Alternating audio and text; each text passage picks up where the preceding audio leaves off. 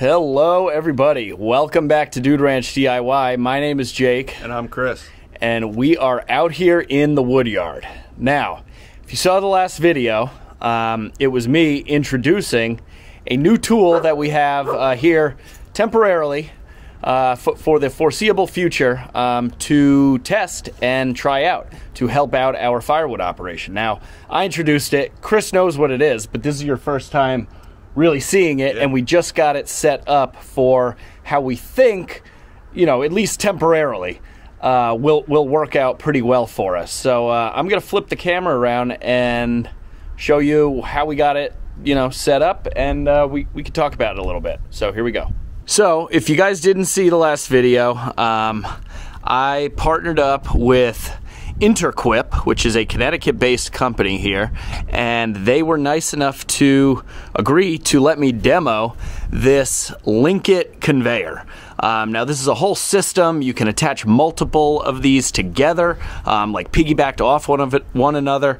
They are fully electric, so I have it running off of the power station over there.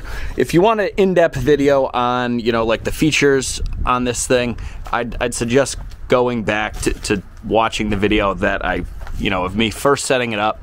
But it is a LINKIT 20-foot conveyor by InterQuip, if you can see that up there.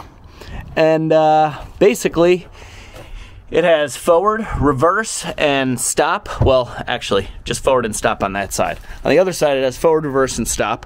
And Chris and I just got it set up. So you want to explain our thought process here? Yeah, so the conveyor comes with a prop.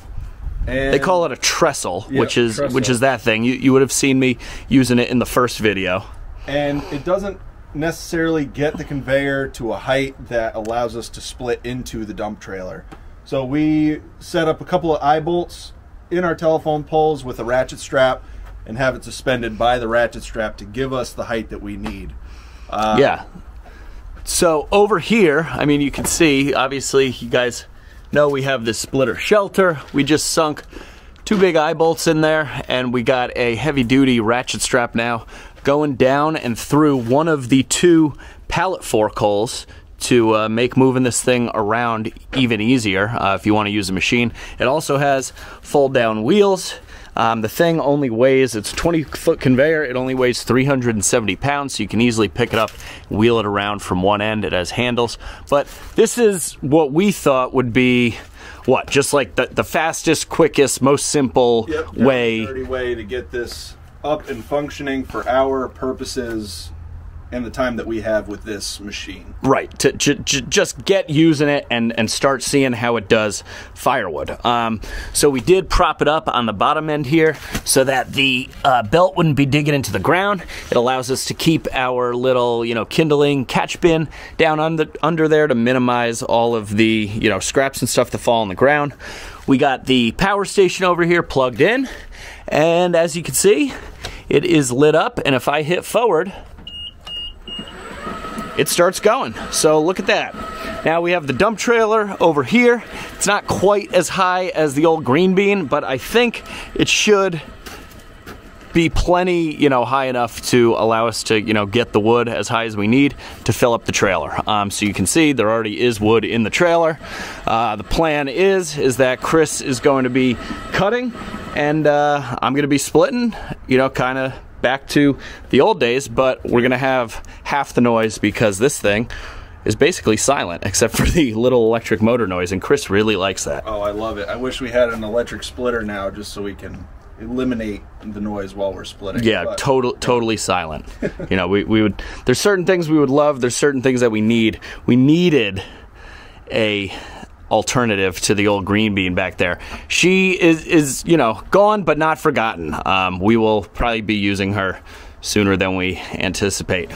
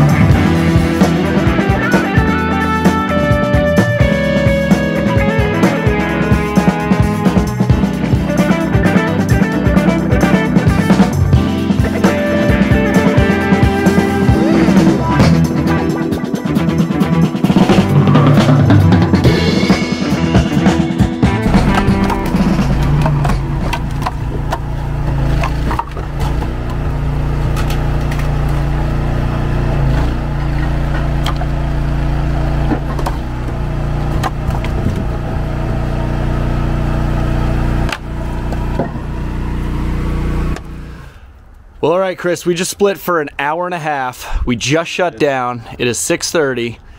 What are your initial impressions? Boom, go, tell me. This thing is awesome. I really wish it was something that was permanent fixture here. It was awesome, you know, running for an hour and a half and 0 breakdowns. And 0 worry of breakdowns, you know? I mean, granted, this was the first time that we were using it, so we didn't really know what to expect. But, yeah, like, I didn't have that pit in my stomach like, oh, no, I hope it doesn't break down and we get shut down for the rest of the day. Every piece that comes off of the tray, we have to check and make sure it's not getting jammed under the belt or under the chain and getting ready to go over the sprocket and throw the chain or snap the connecting bracket. Right. You know, this conveyor took a ton of worry out of our split process. Yeah, I mean, this thing worked really well. I'll show you the trailer in a second, but I mean, basically same process as we've always had, catching scraps, you know, beneath the conveyor. The hopper worked really well. I did notice some pieces were falling out, particularly on this side for whatever reason, as opposed to this side. But I kept up with that side. It did. Okay, it was throwing them off on this side. But I mean, that's because this is made for our conveyor. This tray. Right. If we really wanted to, we could put another fin extension on the table just to funnel it back into the hopper of the new conveyor. Yeah, I mean, who knows? At some point, I'm hoping that, you know, InterQuip loves the videos that we're making, and we love the machine, and you guys like seeing this thing, and maybe we could keep it for a little bit longer. But it really wouldn't be hard to modify their trough to whatever splitter, you know, you may have, particularly our modified RuggedMade. But this thing worked great. I mean, look at the trailer. It's no less full than it would have been with the old green bean conveyor. We got it to like roughly the same height, which was one of the oh, I just tripped on the rack. But getting it to as full as we used to with the other conveyor was one of the concerns. Now, it isn't perfectly centered, so yes, this side isn't as full as this side, but that, you know, we have plenty of room to maneuver the trailer to get it more centered. This was just, you know, kind of our first trial test, and it worked really well. I'm really, really happy with how it turned out. And I mean, it's silent, and it's just like, it almost seems like it's maintenance free. I don't even know if there's spots. I haven't seen any grease zerks or anything for me to like actually have to grease on it. And the power station worked great. So if we go here, we were at, I think, 99%, and now we are at 78%. So, I mean, we could have ran for hours and hours more if we needed to. And then, you know, the advantage of having this thing, if I really wanted to, I could hook it up to a solar panel to be charging that as this was, you know, drawing power. But this LINKIT conveyor system by InterQuip, it's really impressive.